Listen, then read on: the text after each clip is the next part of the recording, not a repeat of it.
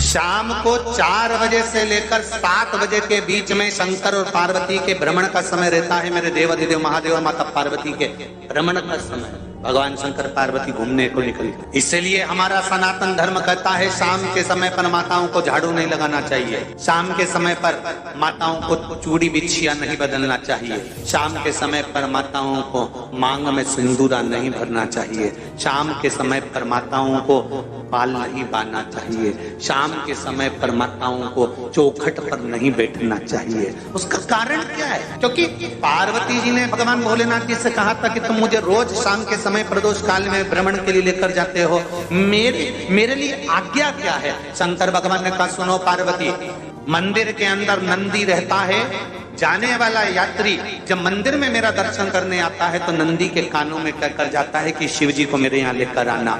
मैं नंदी के अनुसार उनके घर जाता हूँ, मेरा काम है उनका कल्याण करना और तेरा काम है उनके घर की नारी को अखंड सौभाग्यवती का वर प्रदान करना, ये तेरा काम। तब पार्वती माता ने कहा अखंड सौभाग्यवती होने का वर मैं तो दे दूंगी, पर उस समय पर माताएं चूड़ी बदल रही होगी, हाथ से चूड़ी निकाल रही होगी तो मैं वर कैसे दे सकती हूँ, मांग भर रही होगी तो मैं वर कैसे दे सकती हूँ, उस समय पर चूड़ी बिछिया बदला जा रहा होगा तो मैं वर कैसे दे सकती हूँ, उस समय पर झाड़ू लग रही होगी तो मैं लक्ष्मी को वहां कैसे भेज सकती हूँ, आप बताओ। तो शंकर भगवान ने कहा प्रदोष का समय एक ऐसा समय होता है, शाम का समय ऐसा होता है जिस समय पर केवल शंकर और पार्वती की आराधना का समय होता है। हम तो कई लोगों से कहते हैं अगर आपके यहाँ संपदा नहीं आ रही है, बहुत मेहनत कर रहे हो, फल नहीं मिल रहा, कहीं नौकरी, कहीं सर्विस या कहीं व्यापार या व्यवसाय में कहीं तकलीफ आ रही है, हम सबसे कहते हैं शाम का समय पकड़ लो,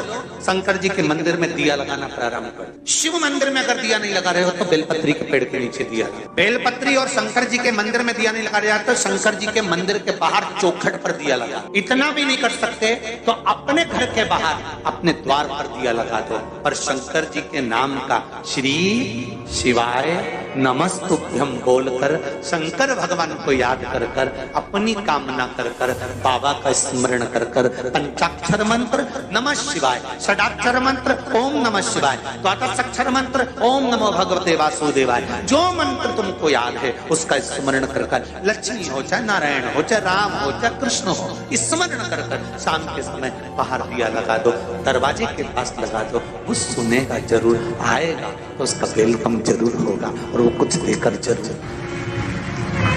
नियम तो बनाओ,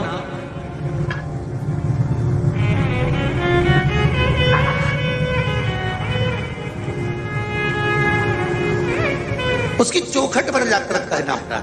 बृहस्पति महाराज ने कहा कि शाम का समय जो प्रदोष का समय होता है उस समय पर इंद्रदेव तुम शंकर जी की आराधना करो, शिव आराधना से शंकर जी जो मार्ग प्रशस्त करेंगे, शिव आराधना से जो शंकर जी कहेंगे वो तुम करना, ठीक है।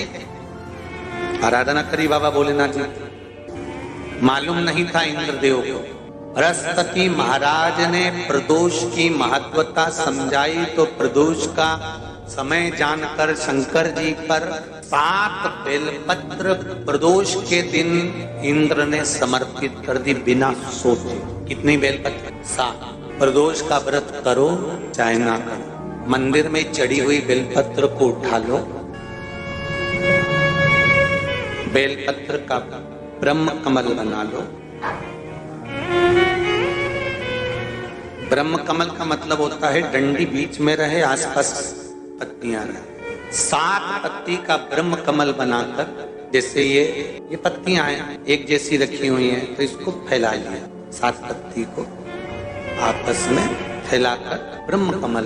प्रदोष का व्रत करें ना करें जरूरी नहीं है कि वृक्ष से ही पत्ती लेकर आओगे तो ही शंकर जी को चढ़ाओगे। शिव जी पे से चढ़ी हुई उठाकर धोकर ब्रह्म कमल बनाकर बाबा से विनय कर कर, हे प्रभु आज मैं इस काम के लिए जा रहा हूं, बाबा मेरा यह कार्य है, बोलकर श्री शिवाय नमस्तुभ्यम बोलकर शिवलिंग पर समर्पित दिन भर के प्रदोष व्रत का फल बाबा एक बेलपत्री समर्पित करने पर भी प्रदान कर देता है। शिव